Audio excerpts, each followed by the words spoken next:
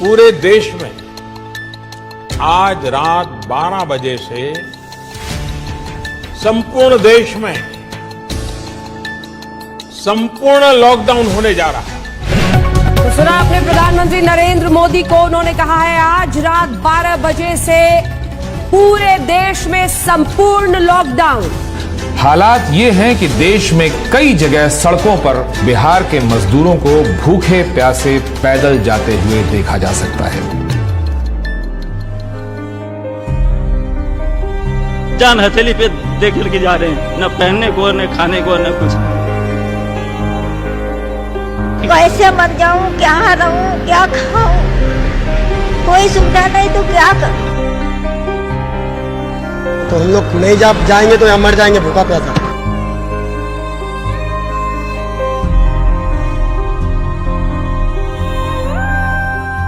मेरे हस्बैंड खत्म हो गए, मेरा बाबू चला गया हमको छोड़ के। कोरोना से जंग में भी देखिए बिहार अस्पताल खुद बीमार है, अस्पतालों के हालात बता रहे हैं कि मरीज भर्ती हो जाएं तो वो भगवान भरोसे ही घर वापस हो पाएंगे। पटना के अस्पतालों में ऑक्सीजन की कमी है, अस्पतालों ने मरीजों को लेना बंद कर दिया है।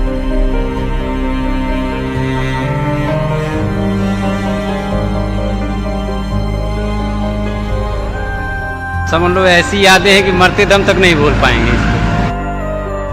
कोविड विश्वव्यापी समस्या थी, संकट आया, सबको कष्ट हुआ, लॉकडाउन हुआ, त्राही त्राही मची, लेकिन पूरे देश में जो दुर्दशा बिहार के लोगों की हुई, लोगों ने बिहार के लोगों को घरों से निकाल दिया। लोगों को बस तक नहीं मिला, ट्रेन नहीं, गाड़ी नहीं, पैदल चल के बच्चों को लेकर अपनी पोटली, अपनी जीवन की पूरी कमाई, जमा पूंजी लेकर हजार हजार किलोमीटर महिलाएं, बच्चे पैदल चलकर आए। महीनों तक वो नजारा चलता रहा और हम जैसे लोग सारी शक्ति, ताकत, साधन होने के बावजूद कुछ नहीं कर सके। पैसा लगा कि नहीं, अगर भगवान ने शक्ति बुद्धि दी है, कुछ ऐसा करना होगा जिससे कि समाज सुधरे। नेताओं को जिताते हराते रहने से कुछ नहीं होगा। मेरा मोह भंग हुआ, फिर साल भर अपने लिए रखा, सोचने के लिए, समझने के लिए कि क्या करना है, कैसे करना है, और तय करके जब 2 मई 2022 को मैं आया बिहार में। 2 अक्टूबर से गांधी आश्रम पश्चिम चंपारण से पदयात्रा शुरू करेंगे।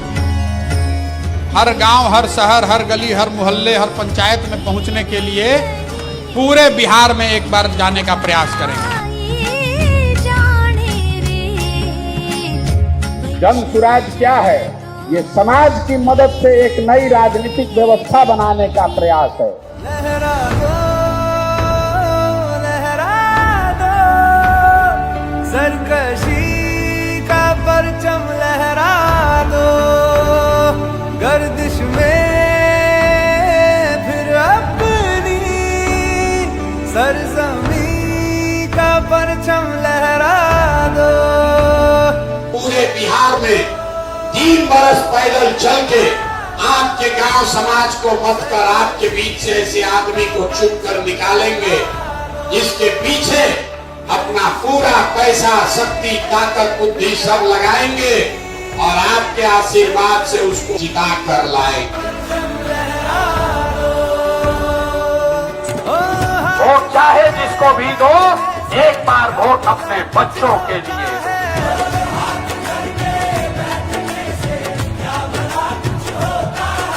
वोट देते समय स्वार्थी बनिए, अपना और अपने बच्चों का हित देखिए।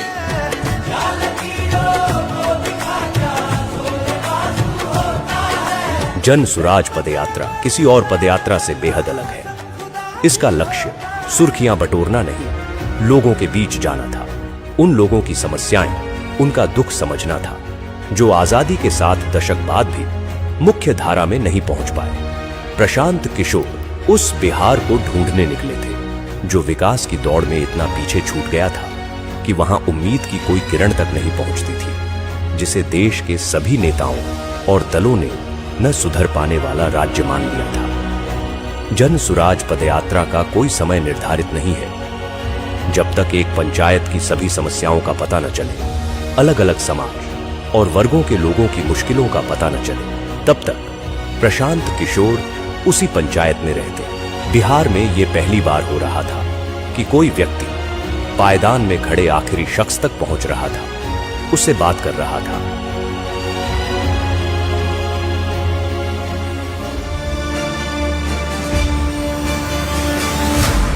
रात में पदयात्रा जहां खत्म होती, वहीं कैंप लगाया जाता।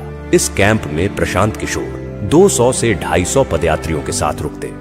न सोने की सही जगह थी, न पीने का साफ पानी। कैंप में सुविधाओं का अभाव था, लेकिन बिहार में बदलाव लाने के हौसले के आगे ये तकलीफें असर नहीं करती थी। सुबह होते ही कैंप में गांव वालों का आना शुरू हो जाता। प्रशांत किशोर उनसे मिलते और उनकी समस्याओं पर बात करते। लोगों को यकीन था कि कोई सुने न सुने, प्रशांत किशोर उनकी आवाज सुनेंगे और उनका दुख दूर करेंगे।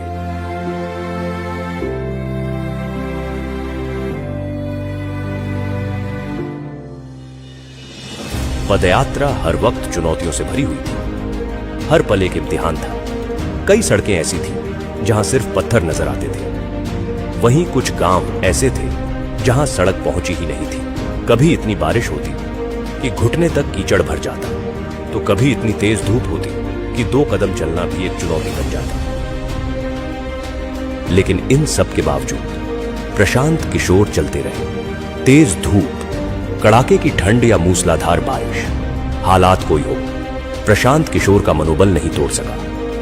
हर दिन प्रशांत किशोर 20 से 25 किलोमीटर पैदल चलते, लोगों से मिलते, छोटे छोटे समूहों में लोगों से बात करते। जो पदयात्रा महज कुछ लोगों के साथ शुरू हुई थी, अब उसमें लोग दूर दूर से आकर जुड़ने लगे। प्रशांत की आवाज पूरे बिहार में गूंजने लगी। वो जहां जाते, लोग उनकी बात सुनने के लिए इकट्ठा हो जाते। जिस मुखिया को, विधायक को जात और धर्म के नाम पर 500 रुपया और मुर्गा भात के लालच में आप वोट देते हैं, वही आदमी जब जीत कर आता है, आपके हलक में उंगली डाल के 5,000 10,000 रुपया निकालता है और आप बाप बाप चिल्लाते हैं कि भैया बड़ा भ्रष्टाचार।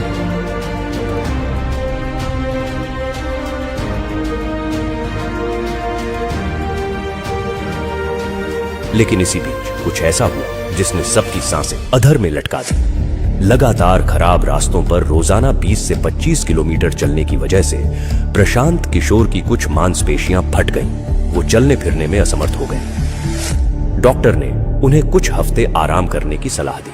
समस्तीपुर में जब एंट्री हो रही थी, वैशाली से हम लोग समस्तीपुर की तरफ बढ़ रहे थे, तो शाम के बाद अचानक से हमारी नजर जब प्रशांत किशोर पे पड़ी तो उनके पैरों में बहुत तकलीफ थी। मतलब वो जूझ रहे थे उस तकलीफ से, उनसे चला नहीं जा रहा था। और चूंकि वो बहुत संकल्पित थे और जैसा कि सबको पता है वो बहुत जिद्दी आदमी है, 5-6 किलोमीटर का डिस्टेंस अभी और रह गया था।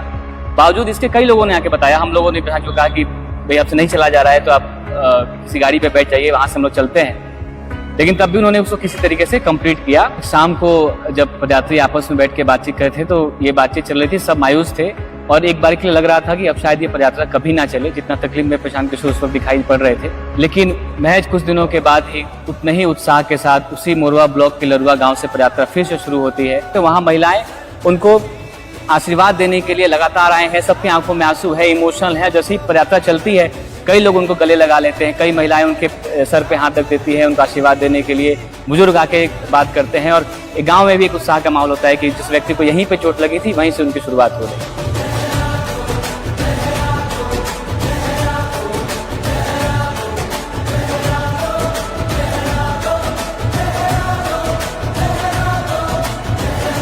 कई लोग हमको कहते हैं भैया बड़ा कठिन काम ले लिए। मेरे घर वाले, मेरे दोस्त मित्र, जानने वाले, सहयोगी सब यही कहते हैं ये तो बहुत कठिन काम आपने ले लिया है। मैं कहता हूं भाई कठिन है इसलिए मुझे करना है, कोई दूसरा नहीं हिम्मत करेगा इसलिए मुझे करना है।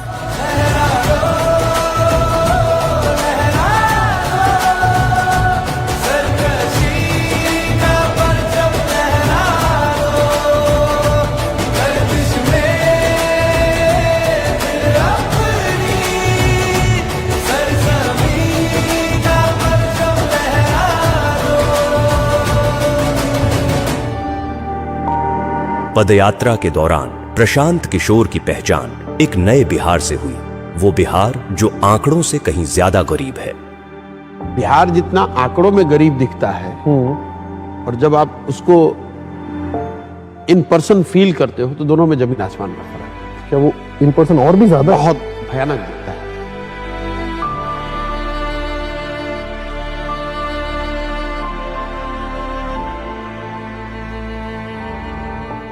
जब आप उसको विजुअली देखते हैं, इंटरैक्ट करते हैं, तो कभी कभी वो मतलब घबराहट सी होती है, इतनी मतलब है घबराहट होती है, यार ये कैसे सुधरेगा, कितना पीछे छूट गए हम लोग। क्वाइट कॉमन, आप किसी भी सभा में आप बैठते हैं तो 5-10 ऐसी बूढ़ी महिलाएं आपको मिल जाएंगी, बुजुर्ग मिल जाएंगे जो कहेंगे कि हमारे पास कुछ नहीं है, 400 रुपये पेंशन मिलता है, वो भी नहीं आ रहा है, बच्चों ने मुझे निकाल दिया है, मेरे पास घर नहीं है।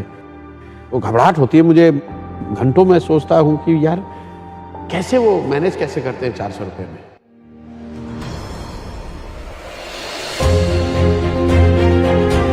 दो सालों की पदयात्रा में प्रशांत किशोर ने लोगों को जागरूक किया, उन्हें अपने वोट की सही ताकत का एहसास करवाया, उन्हें बताया कि उनका और उनके बच्चों का जीवन बदलने का तरीका है सही मुद्दे पर वोट देना। लेकिन हर जगह लोग यही कहते कि उनके पास विकल्प नहीं है। इसके अभाव में हर बार उन्हें न चाहते हुए भी उन्हीं कुछ दलों को वोट देना पड़ता है।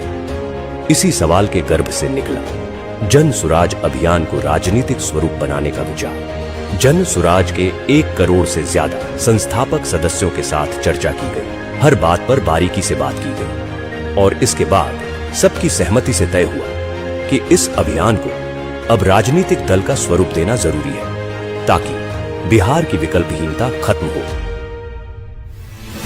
25 में बिहार में नई व्यवस्था बननी है। आपने हाथ में राखी बांधी है, तब आपका हाथ पकड़ रहे हैं और भरोसा रखिए आपको भी हारने नहीं देंगे। 2025 में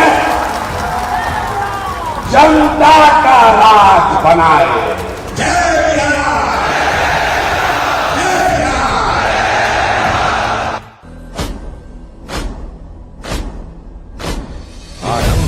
प्रचंड बोल मस्तकों के झुंड, आज जंग की घड़ी की तुम हार दो। आरंभ है प्रचंड बोल मस्तकों के झुंड, आज जंग की घड़ी की तुम हार दो। मान मान शान या कि जान गाहो दान, आज धनुष के बाण पे उतार दो। आरंभ है प्रचंड, करे सो प्राण दे, जो मन करे सो प्राण ले, वही तो एक सर्वशक्तिमान है। विश्व की पुकार है, ये भागवत का सार है कि युद्ध ही तो वीर का प्रमाण है। जो लड़ सका है वो ही तो महान है। जन सुराज को आधिकारिक तौर पर जन सुराज पार्टी के तौर पर स्वीकार कर लिया गया है।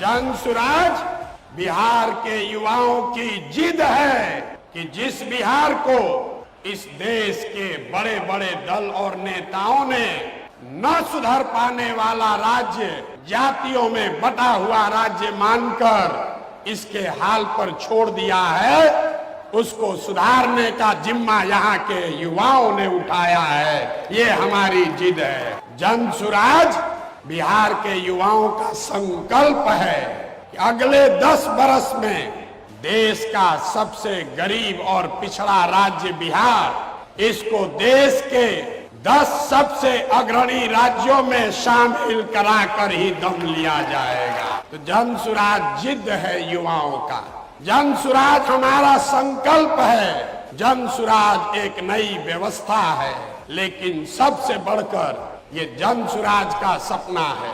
अपने जीवन काल में हम लोग ऐसा भी दिन देखना चाहते हैं जब हरियाणा, पंजाब, गुजरात, महाराष्ट्र से लोग बिहार में रोजी रोजगार करने आए, तब मानेंगे कि बिहार में विकास हुआ है।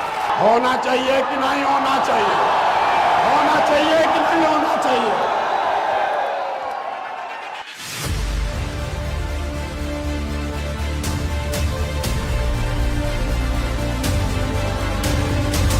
कार्यवाहक अध्यक्ष जिसको नियुक्त किया जा रहा है, जिनके नाम पर सबकी सहमति है।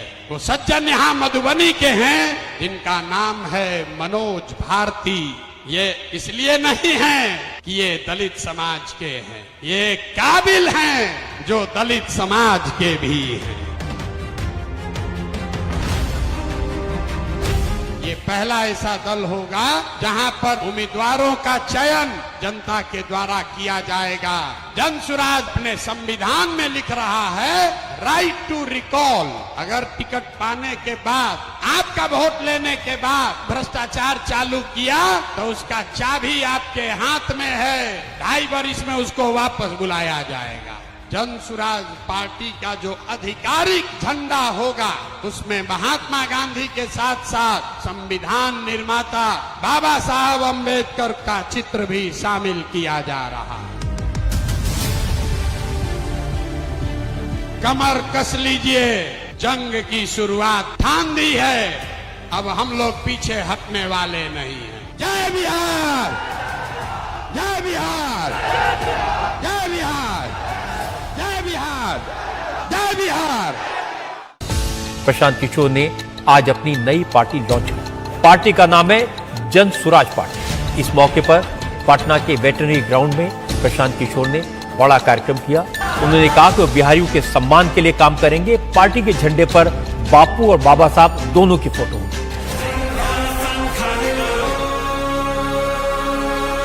मैं यहाँ से यात्रा पर निकलूंगा और आपके घर, आपके गांव आऊंगा, ये हमको रोक नहीं सकते हैं।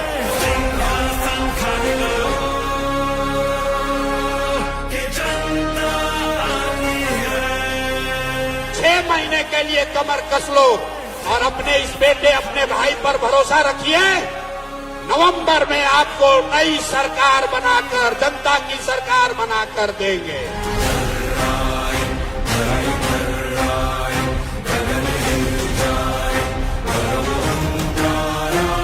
आप हमारे साथ आइए, हमारे साथ आइए और पूरे देश के राजनीति का निडिल घुमाकर अगर बिहार के ओर न कर दिए तो आपका बेटा नहीं।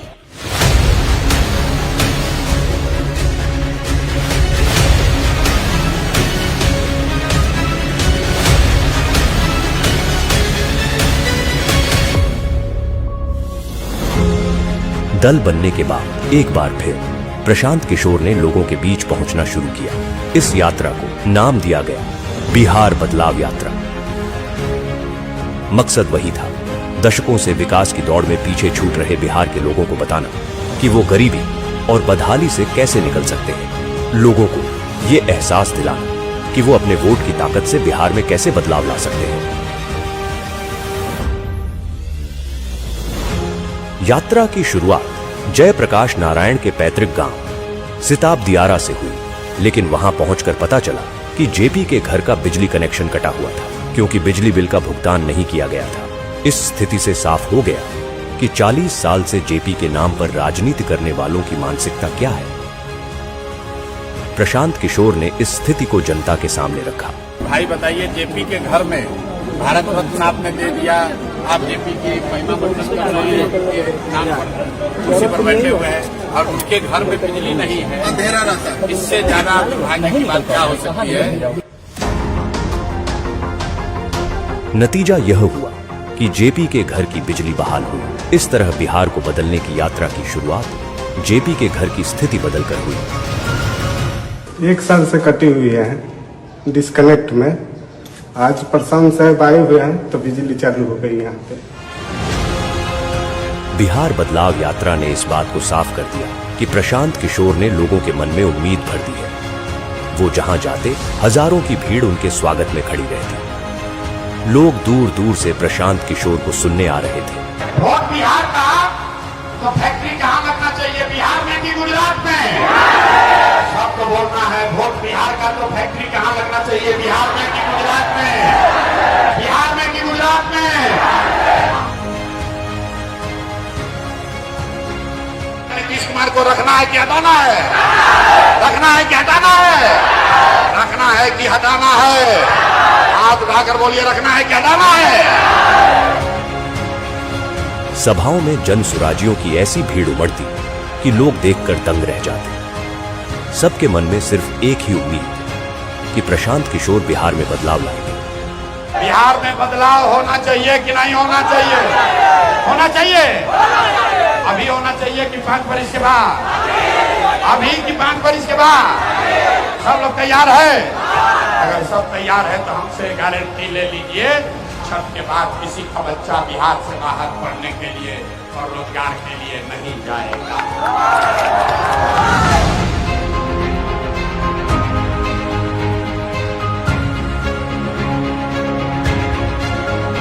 प्रशांत किशोर ने बिहार में इन 3 सालों में जो करके दिखाया है, उसने बिहार की राजनीति की दशा और दिशा दोनों बदल दी है। प्रशांत जी को देखता हूँ आजकल घूम रहे हैं पूरा बिहार, गांव-गांव जा रहे हैं, बहुत परिश्रम कर रहे हैं। उनकी बातें तो बड़ी इंटरेस्टिंग और बड़ी फैक्ट वाली बातें करते हैं वो। प्रशांत किशोर जो है, इसमें कोई डाउट नहीं है कि एक शक्ति के रूप में एक ऑल्टरनेटिव पॉलिटिकल पार्टी के रूप में अपने को एस्टैब्लिश नहीं किया हो। मैं प्रशांत किशोर जी को फॉलो कर रहा हूँ क्योंकि उनकी बातें कनेक्ट करती हैं मेरे से। वो तथ्य रखते हैं सामने और सार्थक बातें करती हैं, पॉजिटिव बातें करते हैं। कास्ट या रिलीजन और इन सब से उठ के बहुत ही प्रैक्टिकल बातें। बिहार में प्रशांत काम कर रहा है, मुझे उनसे बड़ी आशा है। मुझे इनमें बड़ा तेजस्वी युवक दिखाई देता है जो बिहार का दर्द जी रहा है। 3 साल से गांव-गांव रोड वो घूम रहे हैं, लोगों के बीच में जा रहे हैं। ये इस चीज को मैं दाद देता हूँ, सलाम करता हूँ इस भावना। प्रशांत किशोर जी को जब मैंने अभी देखा लास्ट सम 2-3 इयर्स से बिहार के लिए बात करना, तो लगा कि नहीं, ये एक परिवर्तन करने की समय है और इस परिवर्तन के क्षण में मैं अगर उनकी ताकत नहीं बनूं पीछे से, तो फिर मैंने क्या किया? फिर मैं समझती हूँ कि ये भी एक मोमेंट है कि बिहार की जो परिवर्तन की बात है, सपोर्ट करने की जरूरत है उनको।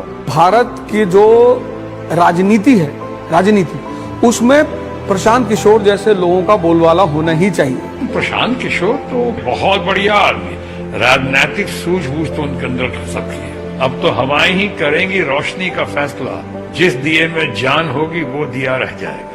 वो आदमी गांव-गांव में जाकर के अब ऐसी स्थिति वो क्रिएट कर दिया है कि चर्चा हो रहा है उसका। कांधों लगा रहना और जाना, हर लोगों के गांव में बिना सिक्योरिटी के चलना, उतना हिम्मत के साथ चलना, मैं देख रहा हूँ एज ए जर्नलिस्ट। तो उस आदमी को सैल्यूट के सिवा हम कुछ नहीं कर सकते।